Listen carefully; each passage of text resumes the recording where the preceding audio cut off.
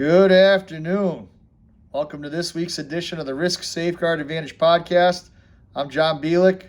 Hope you had a nice weekend. Today we're going to talk about one of the items on the survey I recently sent out, which was what is the greatest threats to your 2022 goals? And many of you have participated, so thank you for that. And right now, the leading contender that is on top of business leaders' minds is the economy and inflation.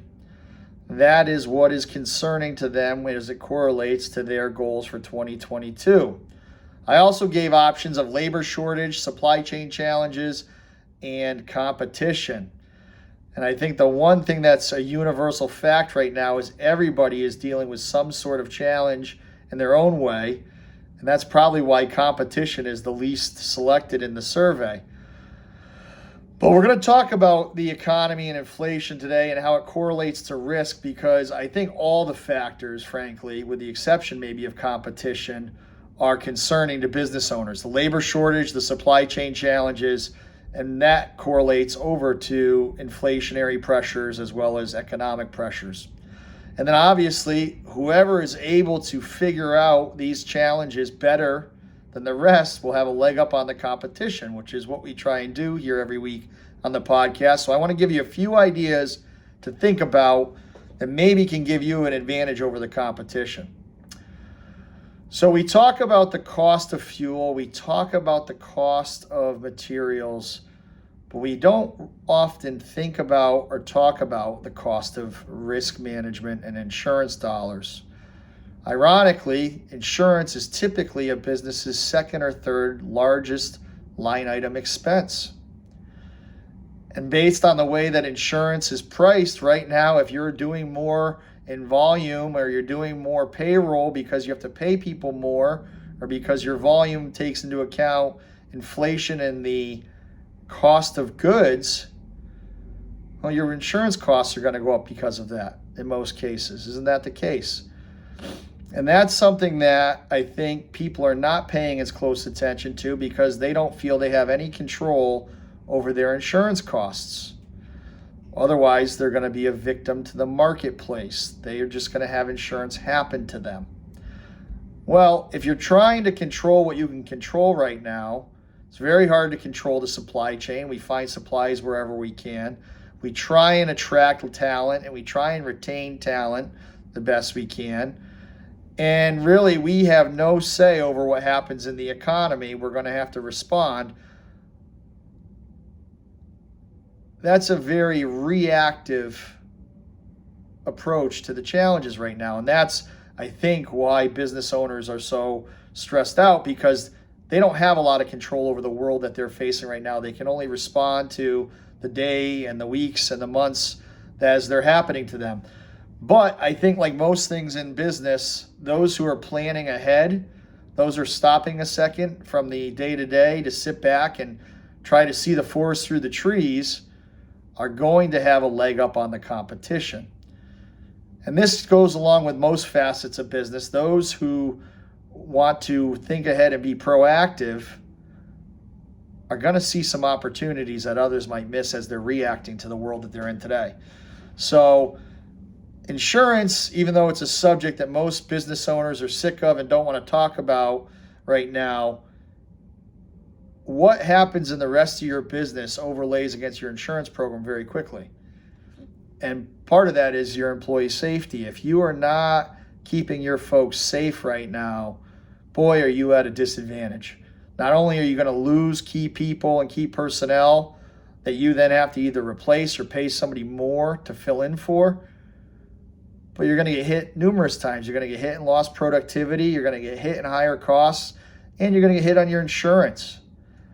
So if you think about your operation from a risk management perspective, everything we should be doing as a company to try and control our insurance costs will actually yield dividends down the road in the rest of our operations. Those companies that just want to put bodies on work because they need bodies and they don't care who they put in their workforce, you're going to have some challenges yourself because of morale and company culture and everything that is impacted by that decision. that you may not be thinking ahead. You may just be thinking of the immediate need. And all of a sudden, you've now got a culture issue where you've put some people in your workforce that maybe shouldn't be there. What happens if those people start getting hurt or start having lawsuits against the company or being toxic to the work environment? Well, that's going to bring down the rest of the workforce, just like a workplace accident does, just like a mistake in the production quality does. Anytime you make a rash decision as an employer because of an immediate need, it usually has long-lasting impacts far after that decision's been made. And I would ask you all to think about that right now in terms of your concern over the economy and inflation. What decisions are you making today? What planning ahead are you doing for the world that we live in? Do you have the ability to get more cash up front from your customers so that you can lock in product prices today? I know everyone's trying to do that, but those risk factors only are compounded the further out we're planning ahead in terms of customers and the product we're going to deliver. And you're seeing that very heavily in the construction industry. The construction industry has a major challenge ahead where they're bidding projects and customers months and months and years in advance and not knowing what the world's going to look like when it comes time to start putting the shovels in the ground. And I can see why it's so concerning and overwhelming to business leaders, because everyone who's in business is in business for their own reasons, but typically one of the reasons is control of your own destiny. And right now, no one's in control of their destiny. The world is, right?